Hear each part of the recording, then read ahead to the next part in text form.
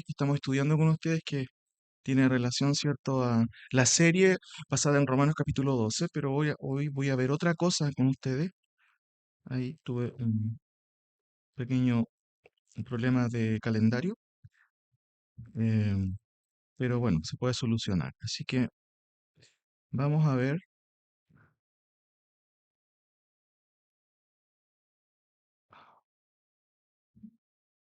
denme 2 segunditos. Ahí sí.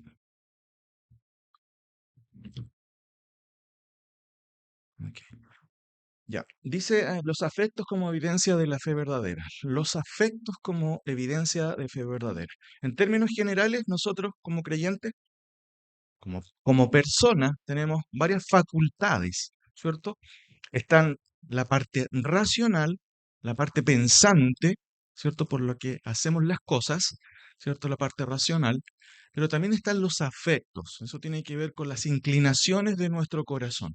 Nosotros siempre tenemos ciertas inclinaciones y habitualmente esas las captan las emociones o los afectos.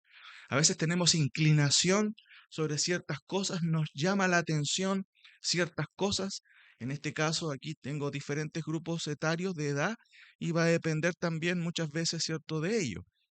A veces nos inclinamos por ejemplo, por ciertos grupos musicales, ¿cierto? Tenemos afectos, nos llama la atención, queremos escucharlos, o también por ciertos juegos, ustedes están también en la edad de los juegos y nos inclinamos por ello. También puede ser que nos inclinemos también por ciertas cosas que nos llaman la atención, ¿cierto? Y que de una u otra manera también nos conducen a hacer lo que nos gusta. Algunos de ustedes están estudiando también y hay ciertas inclinaciones sobre eso. Y eso es un ámbito muy importante, los afectos. Y los afectos tienen que ver, ¿cierto?, con la inclinación del corazón, tiene que ver con los sentimientos en sí. A veces somos sensibles a ciertas cosas, a otras no. Y eso tiene que ver con los afectos. Sin embargo, los afectos también están involucrados en la fe, en la creencia en Dios. También tienen mucho que ver. Y en términos generales también los afectos a veces pueden ser un ámbito que se subraya más que otros, dependiendo también de cada persona, pero también dependiendo en muchos casos también de la tradición eclesiástica que hay detrás. Déjenme explicarle esto a continuación. Eh, ¿Cómo surge la iglesia evangélica?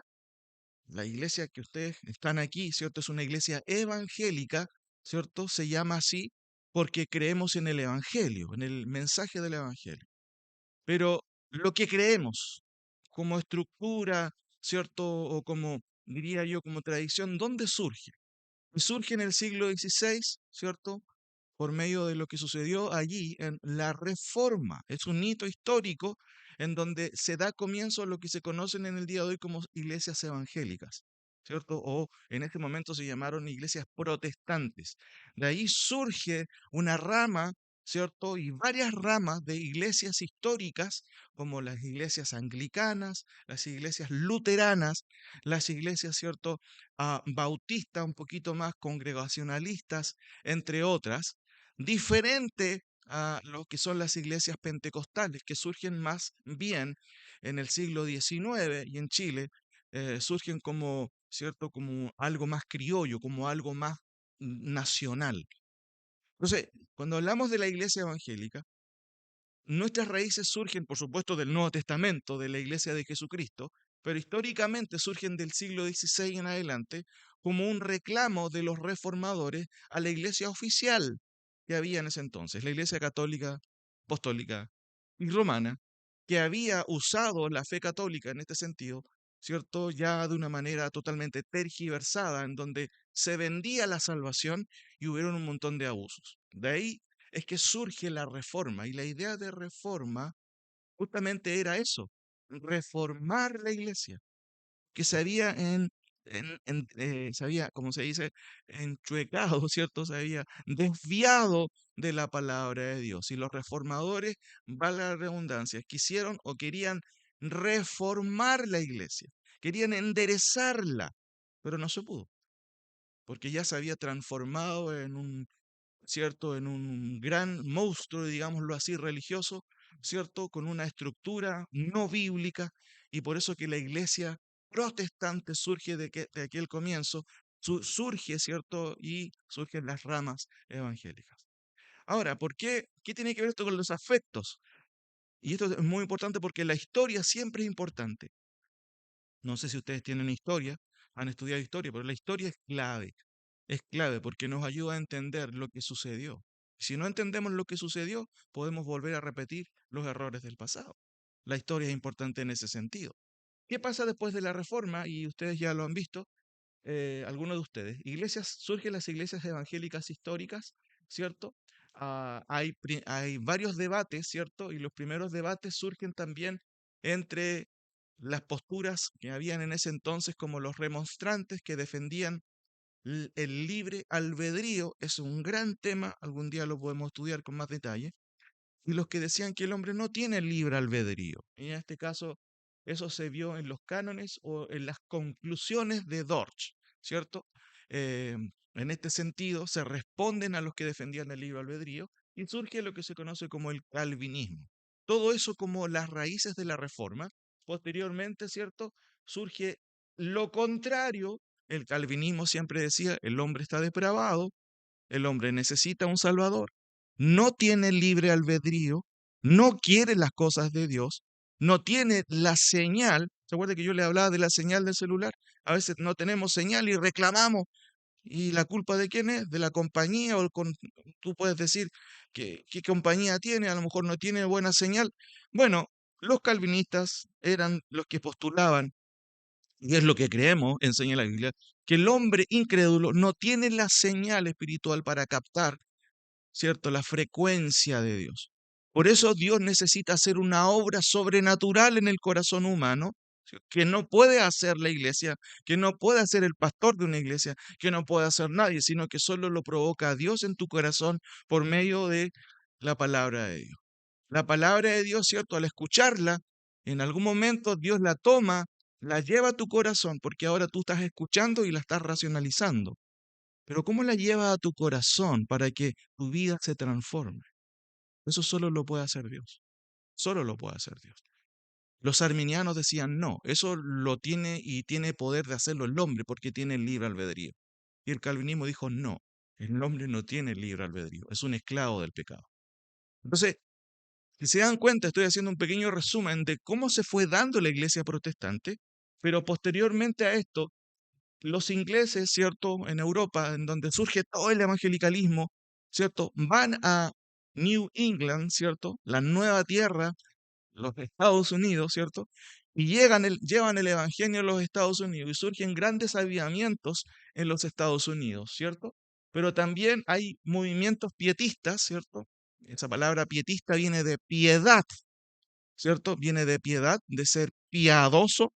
Y básicamente este grupo, ¿cierto? También se separa de la iglesia oficial, especialmente en Inglaterra, que realmente no era una iglesia, bueno, comienza la iglesia anglicana en Inglaterra, pero había mucha mezcla, ¿cierto?, de algunas ideas católicas dentro del modelo anglicano, y los pietistas surgen justamente para purificar la iglesia dentro de la iglesia protestante. Entonces, si ustedes se dan cuenta, la historia de la iglesia protestante es bien larga, pero también nos ayuda a entender los énfasis que se dan en el día de hoy. Por ejemplo, de ahí surge el metodismo, ¿cierto? En el día de hoy no se conocen muchas iglesias. Aquí en Pitrufquén hay una iglesia metodista. ¿Qué significa eso? Una iglesia muy antigua, muy antigua. Una iglesia metodista, ¿cierto? Que es muy diferente a la iglesia metodista pentecostal. Ese es otro cuento. Posteriormente a eso surgen, ¿cierto?, otras ramificaciones. En Estados Unidos hay un segundo gran avivamiento, hay un primer gran avivamiento más calvinista, el segundo avivamiento es más arminiano, o sea, es más humanista, se enfatiza el poder del hombre, la decisión del hombre, ¿cierto? Y en ese sentido hay una gran diferencia. Pasa después de eso, llegamos al siglo, ¿cierto?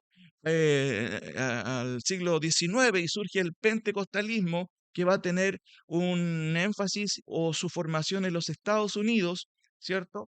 En Inglaterra también, en India y en Chile el año 1907. estas tradiciones del pentecostalismo evangélico son mucho más emocionales o más emotivas en su forma de ver el evangelio. Si bien es cierto, mi idea no es criticar aquí estos movimientos, pero se abusó mucho de la parte sentimental. ¿Cierto? Los predicadores, ¿cierto? En cierto sentido, apelaban más a la emoción más que a la parte racional. Las iglesias históricas, ¿cierto? Que no están mencionadas aquí, como las anglicanas, las luteranas, las presbiterianas, las bautistas. Si ustedes van a un culto en el día de hoy, a una iglesia bautista o presbiteriana, es muy similar a nuestro tipo de culto. Es más serio, ¿cierto? Es más frío incluso, y alguien podría decir que la liturgia es muy seca, hay poca vida. Si vas a un templo pentecostal, vas a entrar y vas a encontrar generalmente un culto precioso de alabanzas, gente cantando con muchas ganas, ¿cierto? Es muy diferente. Y eso tiene que ver con las tradiciones que tienen que ver de dónde surgieron y cómo se fueron dando. Pero hay diferencias dentro del mundo evangélico, no solamente litúrgicamente hablando, sino también de cómo ven la exposición de la Escritura y el papel de la palabra del Señor. Ahora, teniendo este resumen claro, en los Estados Unidos, especialmente cuando llegan los puritanos, siglo XVI, XVII más bien dicho, empieza a haber mover, hubo grandes avivamientos en donde los templos se llenaban. ¿Por qué? Por la predicación de grandes predicadores. La gente lloraba incluso por buscar al Señor. Fueron tiempos muy importantes dentro del desarrollo de la iglesia, ¿cierto? Y en la época, especialmente la segunda etapa de los grandes avivamientos, en donde empieza a surgir un avivamiento más humanista, hay un autor, un gran predicador, ¿cierto?, que se llamaba Jonathan Edwards, que él predicaba, y de hecho era calvinista. eh, Era un predicador que no hacía tanto énfasis en las emociones, aunque sí impactaba el corazón de sus oyentes, y él observó una decadencia con respecto a la experiencia de la fe. Y lo expresa de esta manera. ¿Qué cantidad de problemas se hubieran evitado la iglesia si los cristianos se hubieran limitado a lo que las escrituras enseñan acerca de la verdadera experiencia de la salvación? Nos rescataría de la confusión eterna causada por las teorías humanas en cuanto a lo que deberíamos estar experimentando. Él escribió un libro que se llama Los verdaderos afectos cristianos. ¿Qué son los afectos? Ya lo dije. Tiene que ver con la parte emocional. Tiene que ver con los sentidos. Porque en algún momento en los Estados Unidos, ¿cierto? Las conversiones llegaron a ser tantas, pero había muchas conversiones falsas porque eran simplemente remordimientos de las personas. No habían conversiones genuinas. Y en parte eso se daba también por los énfasis emotivos que habían en los cultos y especialmente por las ramas más arminianas, o sea, las que no creían que el hombre estaba esclavo, las que creían, valga la redundancia, en que el hombre tenía el libre albedrío y que había que insistir en llamar a las personas adelante, el arrepentimiento, ¿cierto? Y que mostraran, ¿cierto? Objetivamente, ¿cierto? Su arrepentimiento por medio de, ¿cierto? Congojas o por medio de llorar. No es tan malo llorar. A veces nosotros nos vamos al otro lado de la moneda y nunca lloramos. Y seguramente no sé si usted alguna vez ha llorado por su pecado. Es difícil hacerlo. A veces ustedes pueden llorar por otras cosas. Pueden llorar por una pena de amor. Pueden llorar, no sé, por un monito, me refiero, no sé, por un regalo que le dieron. Pero ¿han llorado ustedes realmente, por ejemplo, por sentir su pecaminosidad? A veces es difícil hacer eso porque somos muy humanistas. Nos cuesta derramar lágrimas, ¿cierto? Por la cruz, nos cuesta derramar lágrimas por el pecado. Ahora, hay equilibrios que tenemos que tener en este sentido, porque la fe verdadera implica la parte racional, y de hecho la serie que estoy llevando con ustedes se llama, ¿cierto? No os conforméis a este siglo, sino renovados o transformados por medio de la renovación de vuestro entendimiento. La fe verdadera implica un entendimiento, ¿cierto? Que ¿cierto? Funciona, que actúa, es estimulada, pero también el corazón debe ser estimulado. Las emociones deben ser estimuladas. Y en este sentido, ¿cierto? Históricamente hablando, estoy haciendo un repaso histórico para que ustedes se den cuenta que estas cosas siempre estuvieron en el tapete y de una u otra manera son una evidencia también concreta de cómo debe ser los afectos cristianos o los afectos de una verdadera fe. Por eso, cuando nosotros somos salvos, hay una especie como de cuadro que se da o de orden que debe darse. La salvación básicamente es la regeneración del corazón. No tiene que ver con voy a aceptar a Cristo en mi corazón. Eso es un ritual. Señor, perdóname, te acepto como mi Salvador y mi Señor. Hay una buena intención en hacerlo, pero eso es un ritual que yo puedo hacer que no va a traer la salvación, a menos que Dios transforme tu corazón. Por eso haces muy bien en venir y en escuchar la palabra, porque la palabra de Dios tiene poder para transformar tu corazón. Y eso es importante que tú lo entiendas. Tú, humanamente hablando, puedes hacer muchas cosas, pero eso cae dentro de lo que es ritualismo. Orar al Señor no tiene nada de malo, pedir que Él te salve, es muy bueno hacerlo. Señor, sálvame. Señor, dame un corazón nuevo. Señor, ayúdame a entender tu palabra. Esto es lo que tú tienes que hacer. Ahora, eso se llama la Biblia regeneración y no está en mí poder hacerlo. Yo no tengo ese poder. Ningún predicador en esta iglesia tiene ese poder. Solo Dios tiene el poder de regenerar el corazón del hombre, incluso el tuyo. Ahora, después de eso, ¿cierto? El corazón es impactado, pero la mente también es afectada. Si tú tienes una regeneración, tu mente va a ser afectada, pero tu corazón también va a ser transformado. Yo te puedo preguntar, ¿qué hay en tu corazón? Y tu conducta va a mostrar lo que hay en tu corazón. Tus intereses, ¿cierto? Las cosas que tú persigues, qué es lo que haces, qué dedicas tiempo. Eso muestra lo que hay en tu corazón. ¿Cómo piensas? Déjame hablar contigo 10 minutos y te podría decir qué es lo que piensas o qué conversas tú todo el tiempo. Eso muestra qué es lo que hay en tu mente y qué es lo que te domina en términos generales. Entonces, cuando hablamos de la salvación, hablamos de regeneración. Y eso es una obra que solo Dios puede hacer. Pero si tú has pasado por esa experiencia, entonces tu corazón y tu mente van a tener que ser diferentes. No pueden ser igual. Debes tener una mente diferente y un corazón, por supuesto, como Dios lo menciona. ¿Cómo es la característica de un corazón convertido? Hay muchos pasajes que lo mencionan. Y algo vamos a ver esta mañana, o en esta tarde, perdón. Ahora, eso se revela en la conducta. Entonces, muchas veces yo no soy alguien que tenga mucho conocimiento de lo que haces en la semana, pero al ver tu conducta, la gente puede ver realmente qué es lo que hay en tu corazón y qué es lo que hay en tu mente. A veces la gente dice, pero usted no puede ver lo que hay en mi corazón. Sí, no podemos verlo, pero la conducta revela lo que hay en tu corazón, lo que estás haciendo, incluso cómo te vistes, cómo hablas, cuáles son tus amigos, todo eso habla de ti. Todo eso habla de ti. Incluso, ¿cierto? Si tomas en cuenta o no el cristianismo o lo haces porque tus padres te obligan, todo eso habla de ti.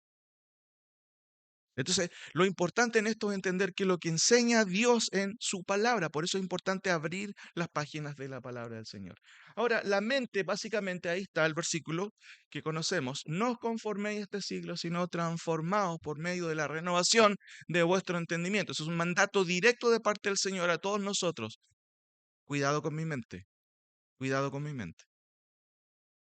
Muchos de ustedes, ¿cierto?, van a estar estudiando, están estudiando algunos en la enseñanza básica, media, de la universidad, y están de una u otra manera, ¿cierto?, ah, avanzando en el conocimiento racional de ciertas materias. Pero el cristianismo, chiquillos, no es algo folclórico ni emocional, implica también la parte racional. Porque esto nos ayuda, la palabra del Señor, es la cosmovisión por la cual yo miro el mundo. Y eso es lo más relevante. ¿Cómo miro yo al mundo? ¿A través de los ojos de la palabra del Señor, de los principios del cristianismo? Por eso es importante no conformarte a este siglo y eso es lo que estamos viendo. También dice Efesios 5:10, comprobando lo que es agradable al Señor. ¿Y cómo lo haces? Con la mente, con la parte racional. A ver, esto no me cuadra porque aquí hay una idea que no está de acuerdo con lo que Dios dice. Eso tiene que surgir de tu mente. Por eso la mente es importante, como también lo es el corazón. Ahora, los afectos de la fe verdadera incluyen varias cosas, y yo creo que me acompañen a Primera de Pedro 1:8. Vamos a ver 9 versículos que nos ayudan a entender algunas cositas que tienen que ver con esto. ¿Ya? Primera de Pedro 1:8. Primera de Pedro 1:8. ¿Ya? Vamos a ver eso primero. Primera de Pedro 1:8. ¿Qué es lo que dice ese versículo? Y vamos a ver un concepto por cada versículo. Primera de Pedro 1:8 dice, a quien amáis, hablando de Cristo, que es nuestro Salvador, sin haberle visto, en quien creyendo, aunque ahora no lo veáis, os alegráis con gozo inefable y glorioso, obteniendo el fin de vuestra fe, que es la salvación de vuestras almas. Aquí hay un concepto que puede ser difícil, pero se los voy a mencionar aquí. Los afectos de la fe verdadera incluyen, fíjese, un amor que dice ahí, que actúa. Cuando tú dices amar a alguien, eso tiene que moverte a hacer cosas. Por ejemplo, tú amas a tus padres, entonces vas a respetarlos. Pero eso puede ser una acción pasiva. El amor también tiene un polo activo. Un ejemplo, ¿abrazas a tus padres? ¿Les haces cariño? Eso es algo activo. Ahora estoy tratando de describir el afecto. No la parte racional. Tú me puedes decir, claro, yo amo a mis padres, pero el afecto te lleva a hacer algo. En el caso aquí de un afecto cristiano, el amor me lleva a actuar. Fíjense, ¿a quien amáis sin haberle visto? Pedro escribe a creyentes que no han visto al Señor, pero aún no viéndolo, estos creyentes aman al Señor, porque saben que un día vamos a ver a nuestro Señor.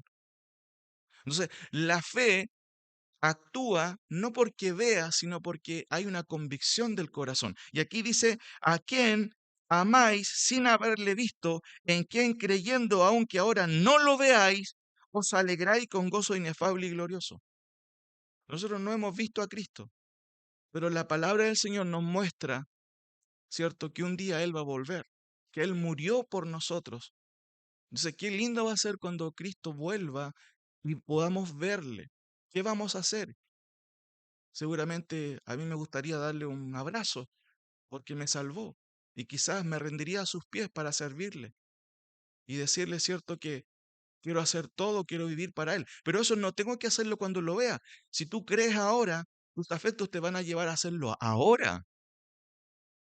Ahora tú vas a hacer, vas a amar a Cristo. Ahora vas a obedecerle.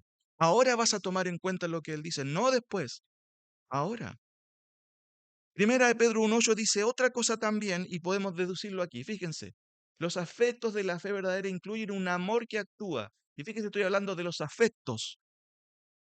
El amor es un afecto, pero también una fe estable.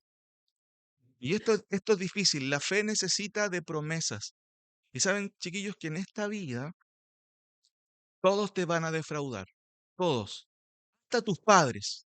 Tú vas a pensar algún día, pucha, mis padres dijeron algo y no me cumplieron. Pero ¿saben qué? Hay alguien que nunca va a defraudarnos. ¿Y saben quién es? Es el Señor.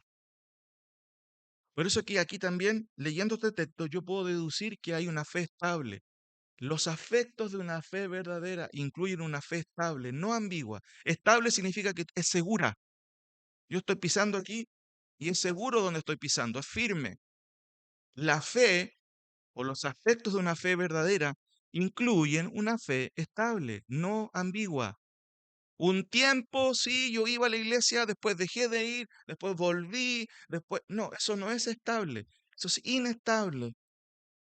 Y aquí dice, ¿a quién amáis sin haberle visto? Y claro, la fe debe descansar en el amor que uno tiene al Señor. Eso me va a hacer estable.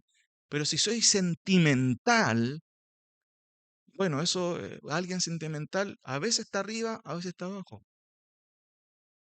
El texto dice, a quien amáis sin haberles visto, en quien creyendo aún que ahora no lo veáis, os alegráis con gozo inefable y glorioso. O sea, los afectos verdaderos tienen que ver con la estabilidad de la fe también. No esta cosa de estar un día sí, un día no, un día sí, un día no. Yo te puedo preguntar, ¿tienes ganas de ir al colegio en las mañanas, a la universidad? A veces no tienes ganas, pero tienes que hacerlo por una obligación. Sabes que tienes que hacerlo. Lo mismo, ¿tienes ganas de venir a la iglesia? A veces puede que ni tengas ganas de hacerlo. Pero si realmente comprendes cómo es la fe cristiana, tú deberías decir, yo quiero estar en la iglesia, quiero escuchar la palabra de Dios. Primera de Pedro también me habla de un gozo inefable, lo dice literalmente el texto. Os alegráis con gozo inefable. No han visto a Cristo, pero le aman igual. Qué increíble. Bueno, eso es la fe. Así descansa la fe. Pero la fe también incluye un gozo inefable. Y eso tenemos que practicarlo. A veces nos alegramos por cosas que son intrascendentales en la vida, que no van a servir. Hay cosas que van a perecer, la Biblia lo establece. Aún los amigos no son para siempre. Y tú tienes que entenderlo. Cristo es para siempre. La familia va a estar siempre ahí. Pero no son eternos tampoco. Solo Cristo es eterno. Su palabra es eterna. A quien amáis sin haberle visto, a quien creyendo, aunque ahora no lo veáis, os alegráis con gozo inefable y glorioso. Tres cosas que surgen, ¿cierto?, de un creyente que tiene afectos que están, que están de una u otra manera alineados a la palabra de Dios. Los afectos de la fe verdadera incluyen un amor que actúa, que no se queda ahí, sino que si tú dices, amas a Cristo, yo te digo, amas a Dios, entonces tus acciones lo van a mostrar. Vas a querer hacer algo por Dios y para Dios. Vas a querer servirle. Segundo, vas a tener una fe estable, no ambigua. Tercero, un gozo inefable que no depende de las circunstancias. ¿Qué necesitas para estar feliz? Necesito esto, esto, esto, esto, esto. Pero los creyentes solamente necesitamos saber que Cristo nos ama, que el Señor nos ama y listo. No necesito más cosas. Yo te puedo preguntar, ¿qué te hace feliz? ¿Las cosas? ¿Cuántas cosas?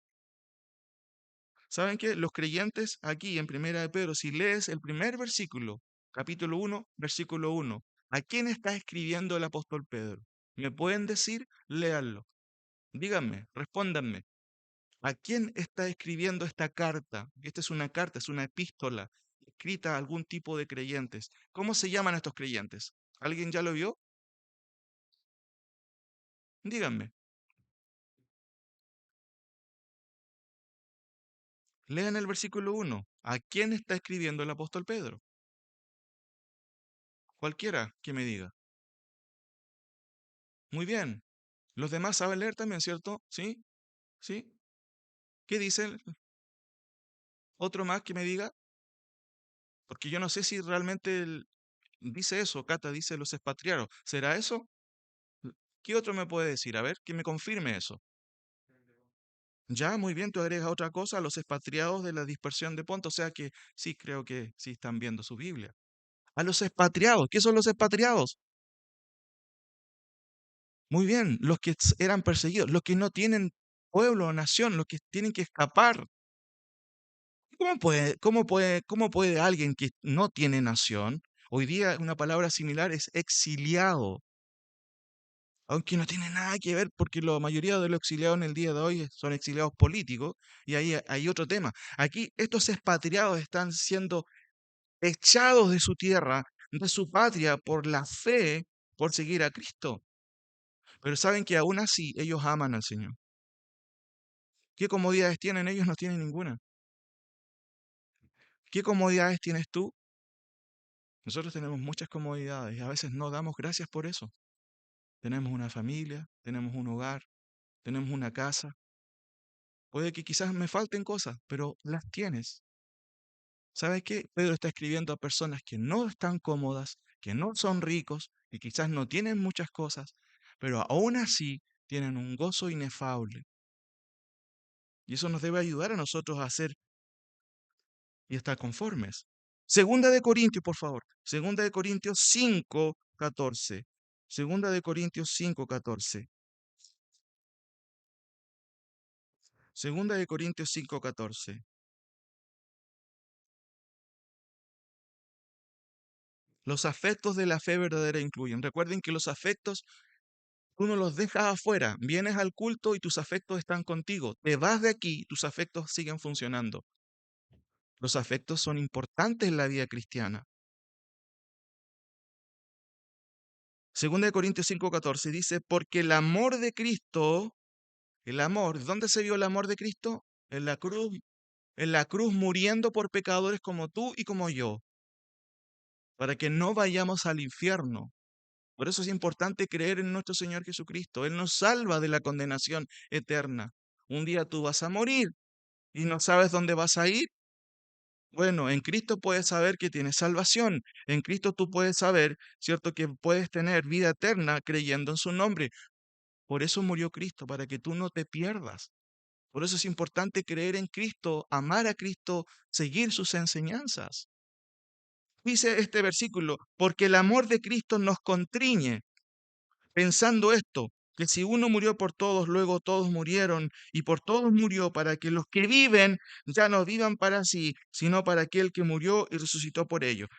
Básicamente aquí la idea es la siguiente: los afectos de la fe verdadera incluyen un reenfoque de la vida, un reenfoque de la vida. Fíjate que el texto dice, porque el amor de Cristo me afecta, me aprieta el corazón, me constriñe. Cuando tú entiendes que Cristo muere por ti, cuando alguien hace un favor hacia tu persona, ¿cómo tú te sientes? Te sientes alegre. Pero esto es mucho más grande, es trascendentalmente superior. Cristo muriendo por mí. Yo tengo que pensar en algún momento, wow, qué tremendo. Cristo muriendo por mí para que yo no vaya a la condenación. Tiene que afectarme eso en el corazón. Y Pablo dice, porque el amor de Cristo nos constriñe, es como si me apretara. Pero ¿cuál es la conclusión aquí de Pablo? Porque el amor de Cristo que se dio en la cruz por mí nos constriñe pensando esto, que si uno murió por todos, luego todos murieron y por todos murió para que los que viven ya no vivan para sí, sino para aquel que murió y resucitó por ellos. O sea, la conclusión de Pablo es que si te afecta, debe afectarte el amor de Cristo. Mira, muere por ti, muere por tu familia, muere por tus padres. Miren, no sé si han pensado en esto, y es difícil que pensemos en la muerte, por ejemplo. Hace poco, hace la semana pasada, aquí hubo un gran incendio y murió una persona, joven. Tú eres joven y rara vez pensamos en la muerte, pero un día tú vas a experimentar la muerte. Pero piensa en esto, tu mamá, tu padre y tus hermanos también van a experimentar la muerte un día. ¿Y lo piensas alguna vez? Ni lo pensamos, porque pensamos que tenemos toda la vida por delante. Pero ¿qué pasa si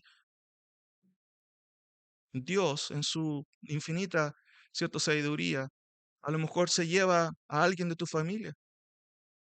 ¿Qué vas a hacer? Fíjate lo que dice el texto, porque el amor de Cristo nos constriñe pensando esto, que si uno murió por todos, luego todos murieron y por todos murió para que los que viven ya no vivan para sí, sino para aquel que murió, resucitó por ellos. Como pastores he tenido que estar en muchos velorios predicando. Y hay mucha gente que viene, saluda a las personas, a los deudos, a los familiares, y esta historia se repite una y otra vez. Pastor, murió alguien, hay que ir a predicar. Pero mucha gente puede estar en un montón de velorios en el año, pero todavía no reacciona y no sabe y no piensa que si no vive para Cristo, bueno, se va a perder. Ahora, los afectos, chiquillos, cuando hablamos de emociones, yo te puedo decir, muéstrame una emoción que revele que tú realmente crees en Cristo. Una de ellas es esta, el reenfoque de la vida.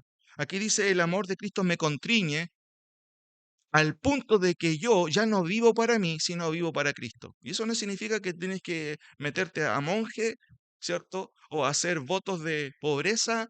No tiene que ver con eso. Tiene que ver con que tu vida se reenfoca. Por ejemplo, si tienes la posibilidad de estar estudiando, bueno, ese no es el propósito. Tú no naciste para estudiar algo y listo, y después hacerte rico. Ese no es el enfoque de la vida.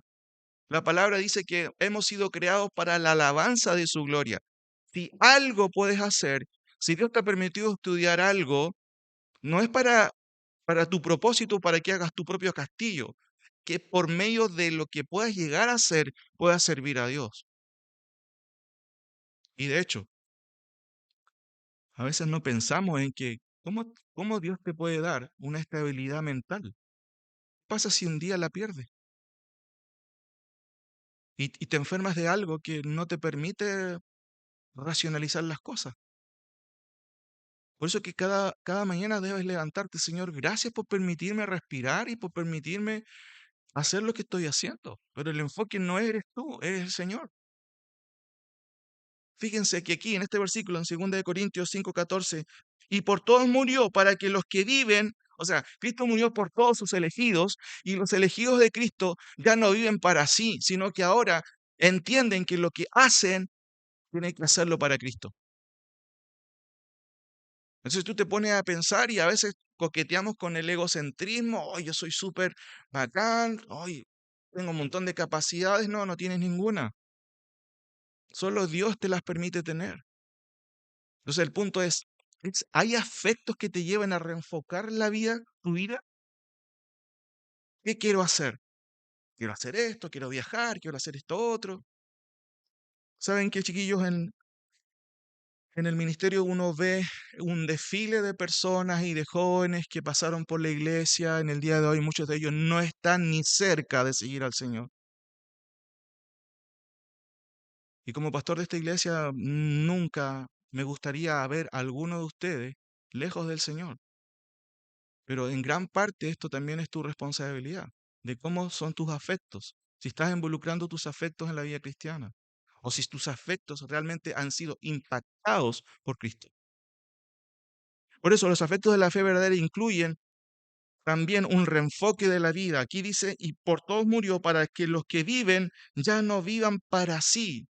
Ya no soy el centro. Cristo es el centro. Entonces, si tú me puedes decir, sí, y fíjate, esto surge de un afecto, porque dice, porque el amor de Cristo me contriñe. O sea, yo tengo que pensar, Señor, si tú no me hubieras salvado, ¿en qué estaría? ¿Dónde estaría? Eso para mí es suficiente para tener pólvora, como se dice, para actuar y hacer algo para el Señor. Reenfoque de la vida. Busquen por favor Salmo 19. Salmo 19.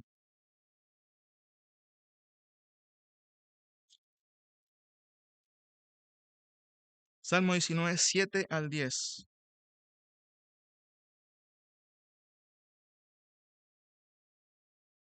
La ley de Jehová es perfecta, que convierte el alma. El testimonio de Jehová es fiel, que hace sabio y sencillo. Los mandamientos de Jehová son rectos, que alegran el corazón. El precepto de Jehová es puro, que alumbra los ojos. El temor de Jehová es limpio, que permanece para siempre. Los juicios de Jehová son verdad, todos justos. Deseables son más que el oro, y más que mucho oro afinado, y dulces más que miel, y que la que destila del panal. El salmista está comparando, y de hecho no todos los hebreos eran piadosos, pero aquí tú tienes un hebreo piadoso que ama la ley de Dios, que ama los mandamientos del Señor. Y lo dice de la siguiente manera, la ley de Jehová es perfecta, ley igual a mandamientos. Después dice, el testimonio de Jehová, un sinónimo de ley es testimonio. Después dice 8, los mandamientos de Jehová son rectos, que alegran la vida. Claro, porque si los obedeces no tienes que andar llorando después por tomar decisiones equivocadas, porque obedeciste, fuiste sabio. Después dice el precepto. El precepto es justamente una enseñanza, un dogma, una enseñanza que no puedes violar, que es estable. Después dice el temor de Jehová es limpio, que permanece para siempre. Los juicios de Jehová, otra vez, sinónimo de mandamiento. Entonces, ¿cuál es la idea aquí? Los afectos de la fe verdadera incluyen un deseo por la palabra. Y esto es algo que, chiquillos, claramente es algo que está o no está. Entonces la pregunta es, ¿tú deseas la palabra del Señor? Y una pregunta sencilla sería, ¿lees la Biblia o no la lees? Si no la lees es porque simplemente no quieres leer la palabra, no deseas la palabra del Señor. Y si realmente Dios ha cambiado tu vida, tú vas a desear leer la Biblia. No te digo que vas a estar todo el día leyendo la Biblia, porque tienes que hacer otras cosas, sin duda. Pero ¿hay algún momento en tu vida, en tu día, en donde tú tomas la palabra y la lees y tratas de decir, Señor, ¿qué tienes para mí? ¿Qué es lo que enseña? No, no como un horóscopo. ¿Qué tienes para mí? Perdóneme que lo haya dicho de esa manera. Sino, ¿cómo puedo conocerte, Señor? Leyendo la palabra del Señor. Por eso el salmista dice, la ley de Jehová es perfecta, que convierte el alma. O sea, ¿cómo puede llegar el salmista a esas conclusiones? Es porque ama la palabra del Señor. Es porque desea la palabra del Señor. Entonces la pregunta es, ¿qué tú deseas? ¿En qué ocupas tu tiempo? En lo que ocupes tu tiempo, eso es lo que amas. No está malo jugar, no está malo distraerte, pero si eres creyente, si quieres y has creído en Dios, tienes que dedicar un tiempo, tienes que desear la palabra, tienes que leerla. Nunca obligaría a alguien a leerla, no lo hago así con mis hijos, porque quiero que Dios obre en sus corazones para que ellos lo hagan de manera natural. Por eso tienes que orar al Señor, Señor, dame un deseo por tu palabra. Si no lo hay, Señor, ayúdame. Pon en mi corazón este deseo de leer tu palabra. Busquen por favor Primera de Corintios 5. Primera de Corintios 5 también. Hay otro versículo que tiene que ver con los afectos. Fíjese que lo que estoy describiendo no es una mente que quiere al Señor, sino un corazón. Afectos que revelan que realmente, claro, Dios ha transformado y ha impactado tu vida. Primera de Corintios 5:11. Primera de Corintios 5:11. Aquí el apóstol Pablo está escribiendo a una iglesia que estaba en una ciudad que se llamaba Corinto, muy antigua esta ciudad del siglo primero. Y esta iglesia había mucho desorden. Y de hecho era tan desordenada que habían pecados que eran permitidos en la iglesia. Y aquí el apóstol Pablo está tratando de exhortar y de hecho está retando a la iglesia de Corintios por no haber reaccionado, porque había un pecado ahí interno, un pecado moral, inmoral. Había una persona que le había robado o se había quedado con la esposa de su padre. Eso era totalmente algo inmoral. Por eso que en el 11 dice Pablo, más bien os escribí que no os juntéis con ninguno que llamándose hermano, y ahí está la palabra, llamándose hermano fuere fornicario, sexualmente, ¿cierto? Totalmente libertino, o avaro, o idólatra, o maldiciente, o borracho, o ladrón. Con el tal ni aun comáis. Y después dice, porque ¿qué razón tendría yo para juzgar a los que están afuera? ¿No juzgáis vosotros a los que están dentro? Porque a los que están afuera Dios juzgará. Quitad pues a ese perverso de entre vosotros. ¿Qué está diciendo el apóstol Pablo? Aquí está diciendo de que si tú eres parte de una iglesia, se supone que los que siguen al Señor son personas íntegras, son personas que obedecen su palabra. Por eso es que si tú conoces a alguien que llamándose hermano es fornicario, avaro, idólatra, tú no tienes que juntarte con esa persona. ¿Por qué? Porque estarías contradiciéndote con lo que Dios dice directamente en su palabra. Dios es celoso. Entonces, una buena pregunta, ¿quiénes son tus amigos? Puedes tener amigos creyentes a lo mejor, pero ¿qué tipo de creyentes son? Sí, tengo un amigo que es muy bueno para fumar, pero igual va a la iglesia. El mandato no es condenarlo, por supuesto, pero ten cuidado. La aplicación de este principio es ten cuidado. Más os viene os escribí que no os juntéis con ninguno que llamándose hermano fuere fornicario.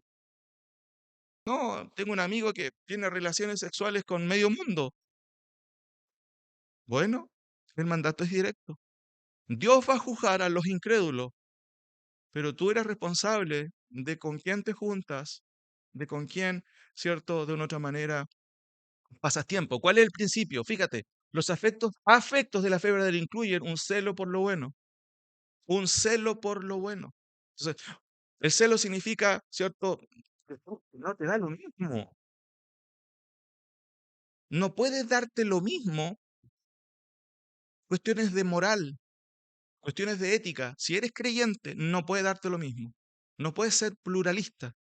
No, cada uno tiene su verdad. Yo tengo amigos de homosexuales, tengo... No se trata de condenar a estas personas porque no somos mandados a condenar. Pero sí, el Señor nos ordena, ¿cierto? En este sentido, a tener celo por lo que es bueno. Si alguien dice ser creyente y es ladrón, entonces ese nunca ha sido creyente. Ese es el punto. No te juntes con él. Si alguien dice ser creyente y es totalmente libertino, entonces él nunca ha sido creyente porque los creyentes no viven así. Entonces no te juntes con él. No eres el Mesías para cambiarlo. No tienes ese poder. Solo Cristo cambia a las personas. A veces tenemos un mal entendimiento. Eso no, si yo puedo cambiarlo. No, tú no puedes cambiar a nadie. Por el contrario, vas a ser arrastrado si no cortas relaciones que no te ayudan o que Dios concretamente no desea que tú tengas. La palabra del Señor dice, no unáis en yugo desigual. ¿Con quién? Con los incrédulos. Por eso es raro que tú puedas decir, no, que mi mejor amigo no va a la iglesia. Eso es raro. Tu mejor amigo debería ser un creyente. Efesios 4:32, por favor. Efesios 4:32. Ya vamos terminando. Efesios 4:32. Efesios 4:32.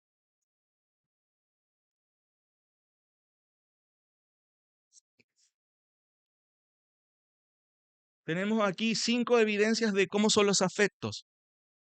Afectos cristianos me refiero. ¿Cómo son los afectos cristianos? Ah, él es cristiano porque siempre llora. No, eso no es un afecto bíblico. Ah, él es cristiano porque siempre se emociona. No, eso tampoco es un afecto. No es un afecto bíblico, escritural.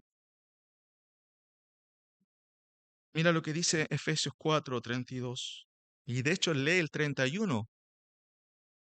Quítense de vosotros toda amargura, enojo, ira, gritería y maledicencia y toda malicia. Pablo no está sugiriendo, está ordenando. Si tú eres creyente, déjate de enojarte, deja de tener ira.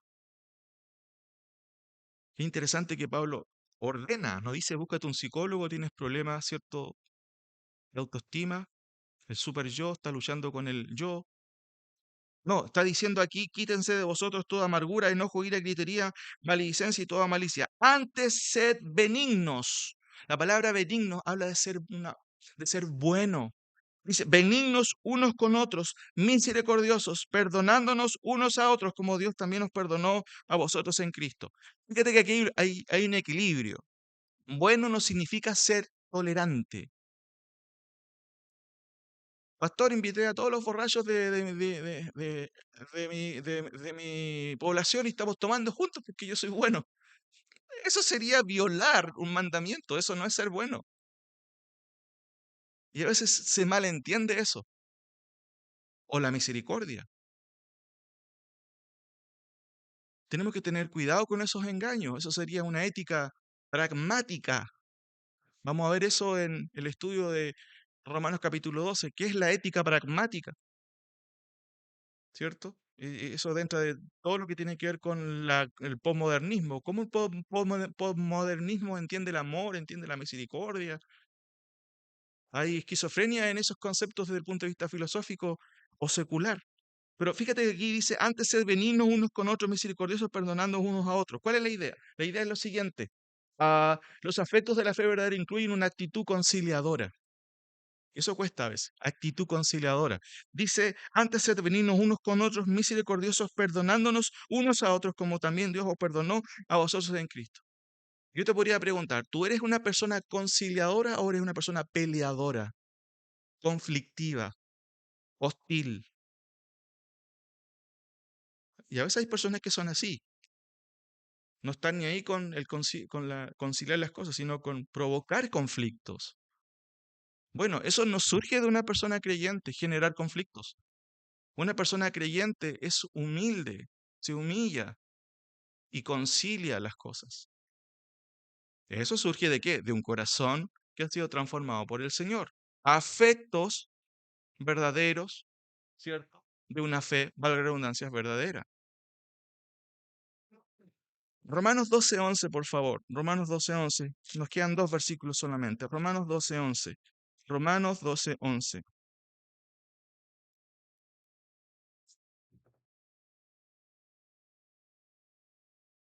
Romanos 12:11. Pablo está describiendo las características de los creyentes, de cómo deben de ser, cómo deben de servir. Antes está hablando de dones, de los dones, ¿cierto? Que Dios ha dado a su iglesia. Y en este versículo de Romanos 12:11, voy a leer del 9. El amor sea sin fingimiento, ¿cierto? ¿Qué significa eso? Hay que ser sincero, no hipócrita, ¿cierto? Esa es la idea. Cuidado con fingir que amas a alguien. Aborrecer lo malo, seguir lo bueno, amaos los unos a los otros con amor fraternal.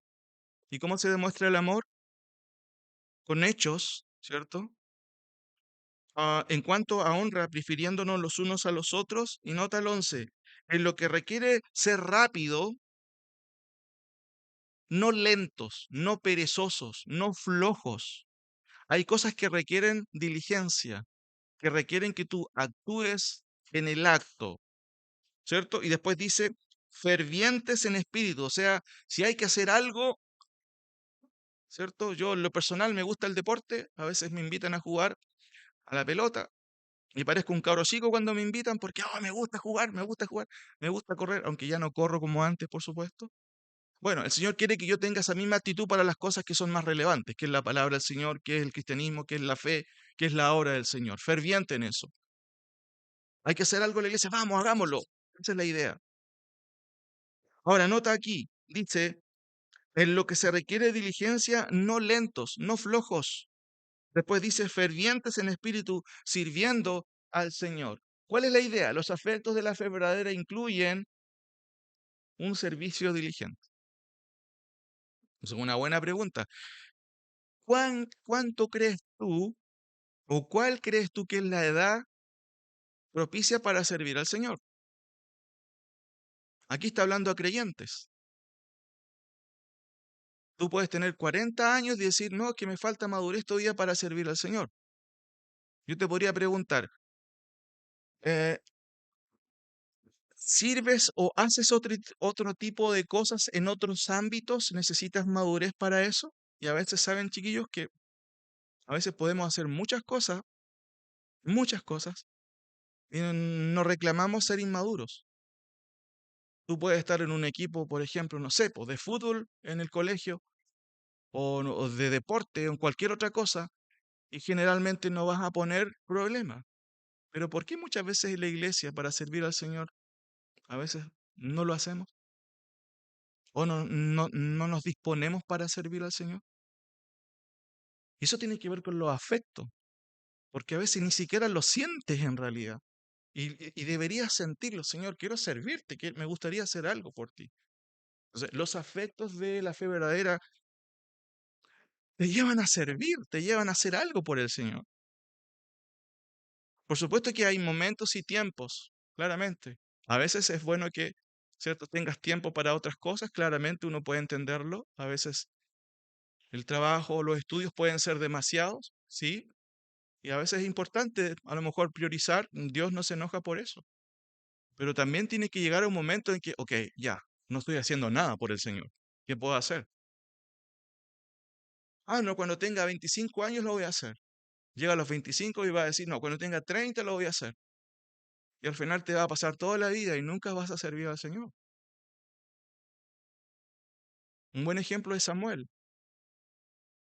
Él servía de muy pequeño en la casa del Señor. Y tú tienes que pensar, Dios te da todo, te da tiempo, te da inteligencia, te da todo lo que necesitas. ¿Cuánto tiempo necesitas para servir al Señor? ¿Qué necesitas? ¿Qué más necesitas? Finalmente, chiquillos, busquen Primera de Timoteo 4:16. Primera de Timoteo 4:16. Primera de Timoteo 4:16.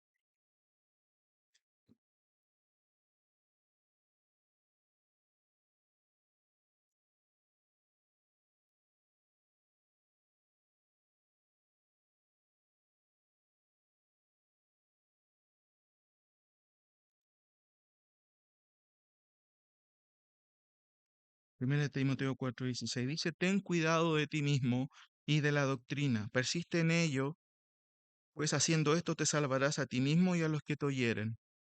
Mira, ¿cuál sería el concepto de este versículo? Y uno saca conceptos también. Pablo le dice a Timoteo que se cree era un joven pastor.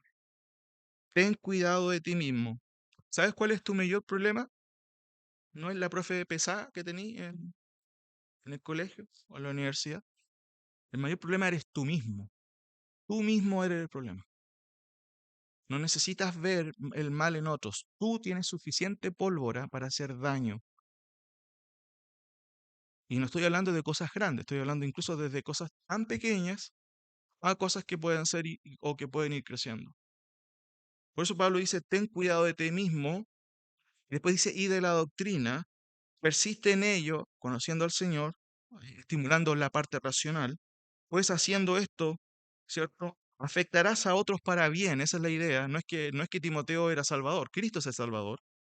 Y a los que te oyeren. Claro, si tú actúas bien, hay gente que te va a ver y que te va a oír. Y vas a ser, ¿cierto? Un puente. ¡Wow! ¡Qué diferente es esta chica! ¡Oh, qué diferente es este chico! Y eso va a ser un imán. Tú vas a ser un imán, vas a atraer personas. Me refiero, atraer personas hacia ti. Tú eres diferente. ¿Qué tienes? Quizá la gente no va a preguntar eso, pero tu conducta te va a afectar. Básicamente aquí el concepto tiene que ver que los afectos de la fe verdadera incluyen un equilibrio emocional. Wow, esto puede ser difícil o puede ser muy amplio, equilibrio emocional, pero el concepto es ten cuidado de ti mismo y de la doctrina. Recuerden que yo estoy hablando de los afectos, ¿cierto? De la fe verdadera. Déjame terminar con algunos pensamientos.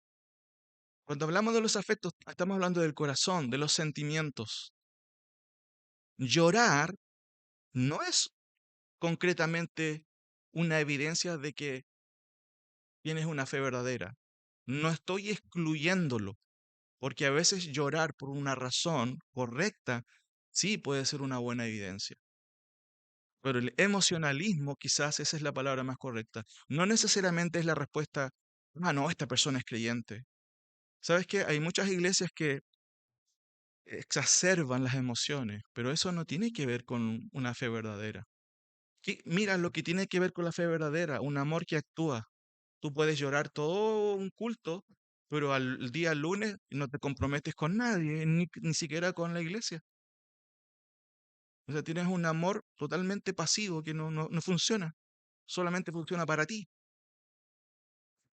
Los afectos hablan de una fe estable, o sea, sabes que tienes que estar acá, sabes que tienes que servir y no fallas porque tienes una responsabilidad que sobrepasa, ¿cierto?, la superficialidad de la vida. Después dice, gozo inefable, reenfoque de la vida. ¿Qué quieres hacer? Pastor, quiero hacer esto otro. ¿Y el Señor dónde está en tu vida? Los afectos, vale la redundancia, afectan incluso tu destino y tu forma de pensar. Tus deseos. ¿Deseas la palabra? ¿Estás estudiándola? ¿Quieres conocerla en profundidad? No, es que no tengo tiempo para hacer eso. Eso hablaría muy mal. Y tienes que ponderarlo. El celo por lo bueno. A veces puedes ver cosas malas y te da lo mismo. No es una buena señal. Tiene que parecerte mal lo que a Dios le parece mal.